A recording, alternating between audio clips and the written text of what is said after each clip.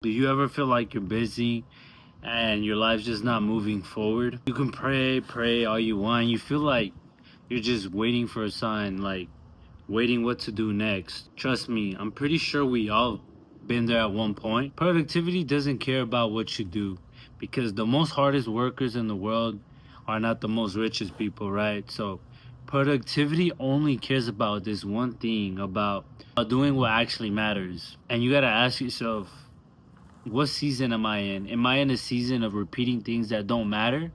And how do I let go? Well, let me tell you about that. And I remember this like it was yesterday. I was in a season of life where I just kept praying, talking to God. I wanted a breakthrough in all aspects of life: money, health, financially, just relationships, all aspects, right? The thing I'm grateful that He showed me is the true answer to it, the answer to the root of the problem. I was addicted to scrolling, to escapism, right?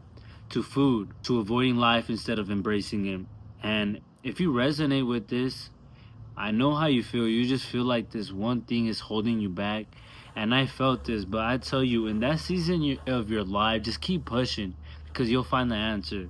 And that's what God really wants to test you. How determined are you from trying to find this answer? And it hit me hard because I was like, I was trying to do all these things. In the middle of it, I was meditating, I was praying, I was stretching. But in the root of it, I was avoiding what I needed to be done. And noticed this when as soon as I started getting stressed, I started scrolling. As soon as I started getting stressed, I went to eating. And as soon as I found like a problem and I was making the solution, aka making something applicable, implementing actions, like let's say getting more fit, going to the gym, I would procrastinate in my mind trying to make a mental reason why not to do it. Deep down, I wanted to be the best version of myself, and I knew this. Strong in faith, in health, habits, relationships, financially, you name it.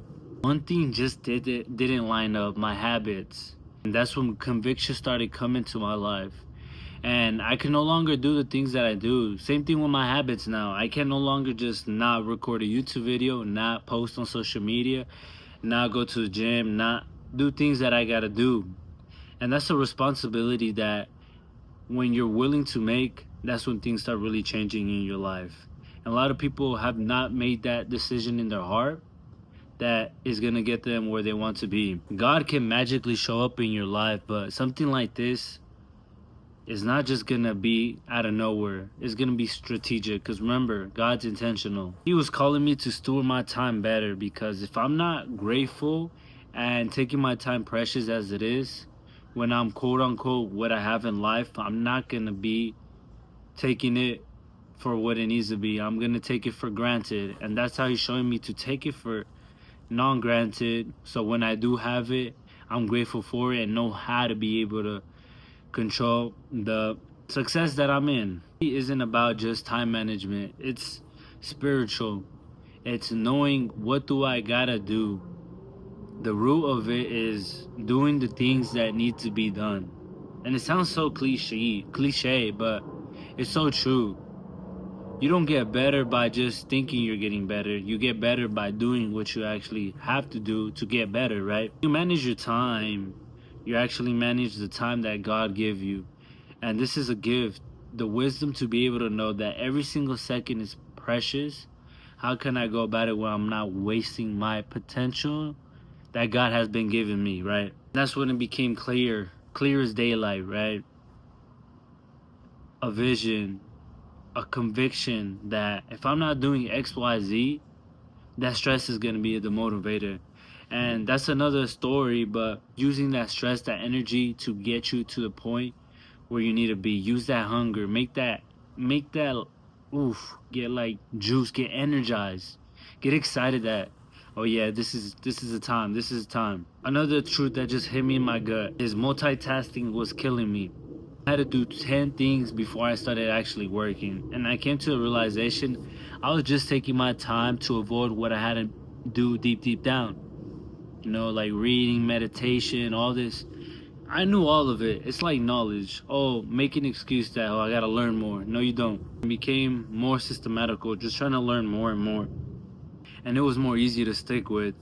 Imagine having to do 20 different things. On top of it, in those 5 minutes, you have to be so focused, locked in, that if you don't, then you're just doing it with the flow of just doing it because you gotta do it. And these are some practical tools that I pretty much implemented in my life. Instead of just reading for 30 minutes, 10 minutes, and yet the last 3 minutes be focused and lose that focus, I'm like, how would I go about it where I can really focus and learn the best? And I notice whenever you want something in your life, you try to give it your all that same day and put all your hours into it. What about if I just focus all those time blocks, add it to one day, and make it the best productivity hack for that specific skill or that I need to be done, right? Like reading, right? And that's how I go about it, with the best curiosity, the best flow state, without getting burned, right? Because I'm doing it once a week or twice a week, and it's really bringing that curiosity in me. Imagine if you only had one day out of a week, you'll be actually locked in. You'll be like, man, this is the only day I have. Let me take it not for granted, and let me learn as much as I can, because I gotta wait for next week. I'm juiced right now. And you could take it to bigger steps, as in 10 minutes, 10 minutes, 10 minutes. Then this is the last 10 minutes just to be able to do this task. Let me log in. The thing that I actually started doing is a to-do list.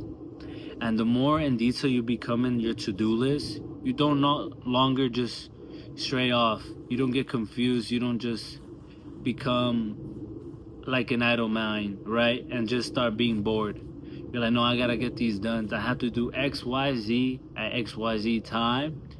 And I noticed every single highly successful person knows exactly head to toe of how to get what they want. And the more you know about it, the better results you get. So checking my habits. Am I actually getting pulled in what I need to become, or is it pulling me further, right? And I realized after a while, I don't really need these self-help guru things, like this meditation. Yeah, it's cool, but at a point in my life now, I'm just really avoiding what I gotta do. And instead of doing that in itself, I'm literally locked in. Like, to know God, you gotta read the word of God. And if you want to learn the word of God, you're not thinking about how to read it the best way. You're just reading and praying about it.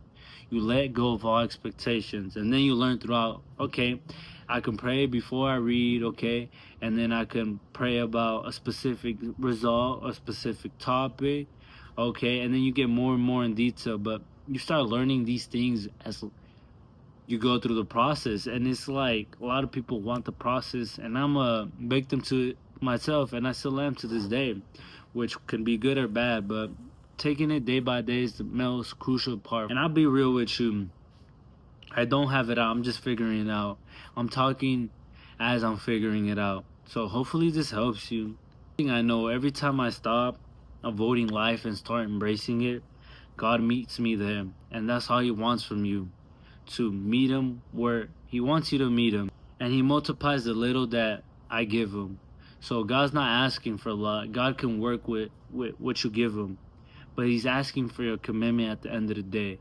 He's asking if you really want what you say you want. And that's why I believe productivity isn't just a skill. It's not just a skill, it's a calling. Calling you to build the relationships, the future relationships with yourself, to be better. Because when you get serious about life, you open the door for God to bless you in your life. Praying for a sign. Maybe this is it. Who knows? Stop waiting, stop avoiding, and start living on purpose. The list, do the work, and pray over it, and trust God. And watch how your life begins to work. If this helped you, hit that like and subscribe button for more videos like this. Drop a comment saying blueprint if you want the same exact blueprint that has been helping me so far. And I'll see you at the next video.